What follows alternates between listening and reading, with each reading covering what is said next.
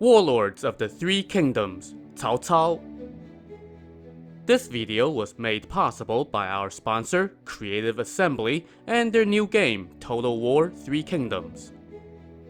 Cao Cao was a general from northeastern China who emerged victorious from the scrum of warlords who had been fighting for peace of the fracturing Han Empire in the late 2nd century. His legacy was the formation of the Kingdom of Wei, one of the three kingdoms to succeed the Han, and the one which would ultimately reunite the realm under the Jin Dynasty. Cao Cao's prolific career was a result of his ruthless but efficient actions. He is immortalized in the novel Romance of the Three Kingdoms as a Machiavellian schemer and has come to be seen today as the Darth Vader of Chinese culture, the ultimate villain.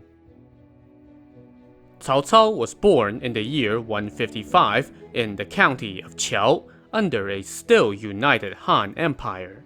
He was a part of the well-connected Xiahou clan and would have the good fortune of being adopted by Cao Teng, a powerful eunuch in the Han court. At the age of 20, Cao Cao entered government. He was appointed district captain of Luoyang, the imperial capital. The young man quickly developed a reputation as a strict enforcer of the law. Once, he even had an uncle of a powerful eunuch flogged to death, as the law prescribed, because the man broke curfew and was walking the streets at night. Thanks to his connections, though, Cao Cao was immune from retaliation and would even be promoted. At 22, he became governor of the county of Dunqiu, but was dismissed a year later in 178 and moved back to Qiao. In 180, he would be recalled to the imperial capital to serve as a court consultant. From here, Cao Cao would closely observe the inner workings of power and warned against the growing influence of the eunuchs, but to little effect. In 184, the Yellow Turban Rebellion broke out. Its flames engulfed much of eastern China and threatened to bring down the empire. Armies were raised and commanders dispatched to deal with the threat. Cao Cao was named captain of the cavalry and sent to deal with uprisings in a part of present-day Henan province. He was successful, and so was sent to another region to deal with the rebellion there. He launched an aggressive campaign of suppressing unsanctioned religions, even smashing local shrines.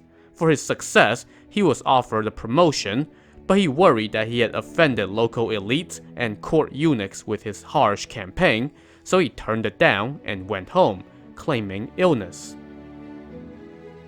In 189, Emperor Ling Di died. The question of his succession precipitated a power struggle in the imperial capital. Chaos ensued as court eunuchs seized control and assassinated the regent marshal, only to themselves be killed by loyalist officers. The power vacuum was exploited by the frontier general Dong Zhuo, who now used his army to take the capital and the emperor captive. Cao Cao was offered a promotion, but refused to side with the usurper and fled. During his flight, Cao Cao is said to have stopped at the home of an old friend of his father's. While there, he mistakenly thought that the man's sons were preparing to betray him and decided that he would strike first. He killed them all, only to realize his mistake after the horrific act. Legends state that he excused his actions by saying, "I would rather betray the world than let the world betray me." This quote has become a defining characteristic in the popular perception of Cao Cao. Upon returning home, he helped organize a coalition against Dong Zhuo. Cao Cao and a number of provincial officials raised forces to retake the capital Luoyang. The coalition forced Dong Zhuo to move the capital west, but ultimately ended in failure as the campaign slowed to a halt and then dissolved due to infighting among the various warlords. Cao Cao would return to his province, but like many others, kept up his arms. For the moment, he focused on pressing matters nearer to home by taking on remaining elements of the Yellow Turban Rebellion. The general successfully defeated a huge group of rebels in Qing province. Ever the clever thinker, he would incorporate large numbers of the surrendered soldiers into his own ranks, thus bolster the forces at Cao Cao's disposal were now formidable. In 192, word came that Dong Zhuo had been assassinated, and in 196, further news reported that Emperor Xian was on the run from the tyrant's former lieutenants. Seizing the opportunity, Cao Cao quickly came to the emperor's rescue. This move would prove pivotal to his career, as the emperor and the capital were moved to Cao Cao's base of power in the city of Xuchang. No longer some errant warlord, Cao Cao was now officially acting on the authority of the emperor. This gave him a great deal of legitimacy in his continuing campaigns against other factions. Among the many forces struggling for control of the area were the famous generals Lu Bu, Liu Bei, and Yuan Shao. Over the years, they would interact in a shifting game of allegiances. This was the perfect environment for Cao Cao's cunning plans. He would begin by taking out Lu Bu. Together with Liu Bei, they would defeat the famous warrior at the Battle of Xiapi and see him executed.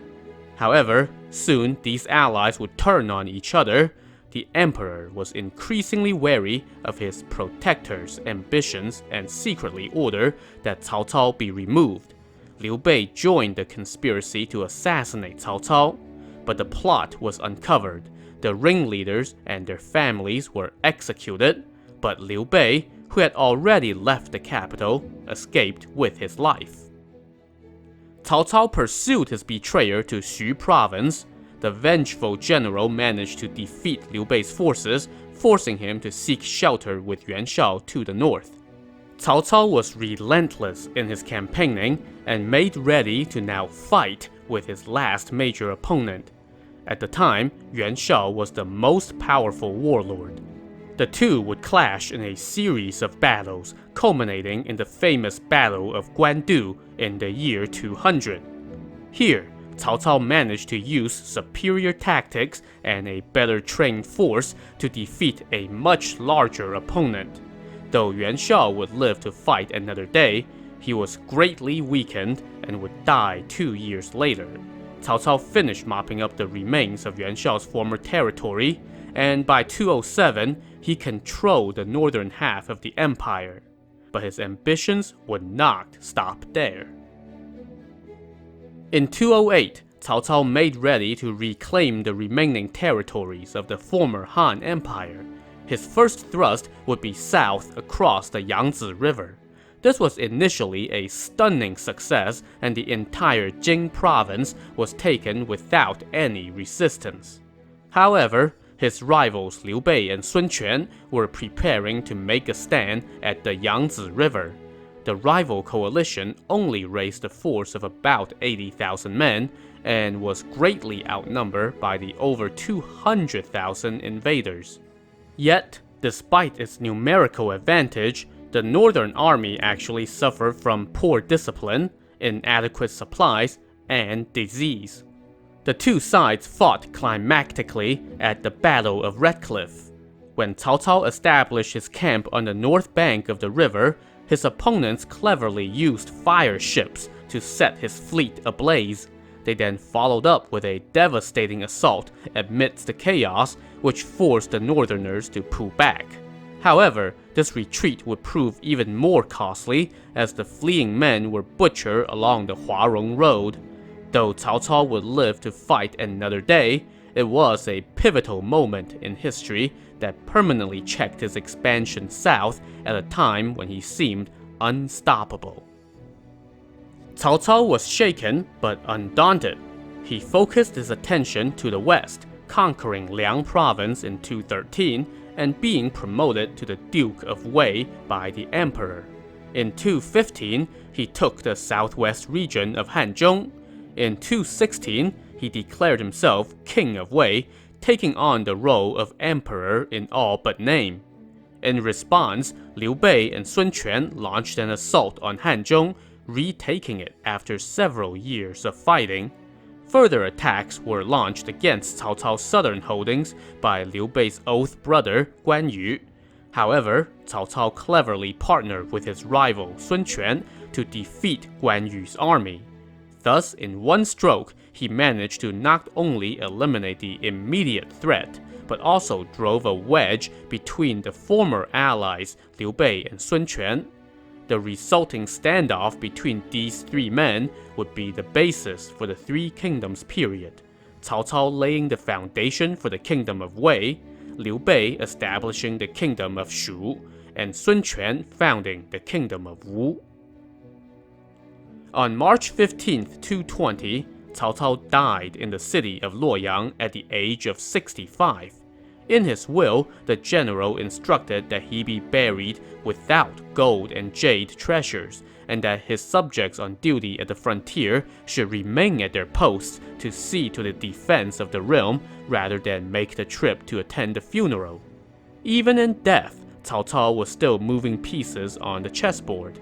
Thanks to a lifetime of such planning, he left behind a powerful kingdom and, more importantly, an ambitious son, Cao Pi, who would assume his powers after him.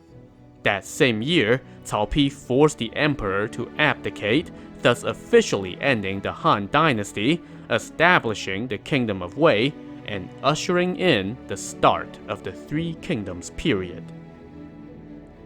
Cao Cao would be immortalized as one of the great figures of the era.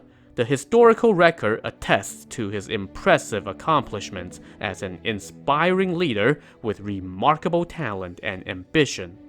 But in later years, legends would popularize his unscrupulous nature and come to cast him as the anti-hero. This legacy would be largely defined by the novel The Romance of the Three Kingdoms, which was written 1,000 years later. It contained numerous legendary tales building up Cao Cao's Machiavellian persona. And so today, he lives on with his feared yet respected reputation. If you would like to learn more about this period of ancient China, you can do so by checking out Total War Three Kingdoms. Relive the past in this turn-based campaign of empire building and conquest with stunning real-time battles fought for control of the realm.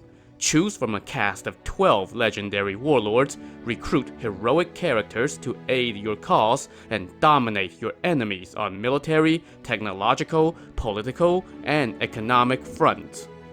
Will you build powerful friendships, form brotherly alliances, and earn the respect of your many foes? Or would you rather commit acts of treachery, inflict heart-wrenching betrayals, and become a master of grand political intrigue?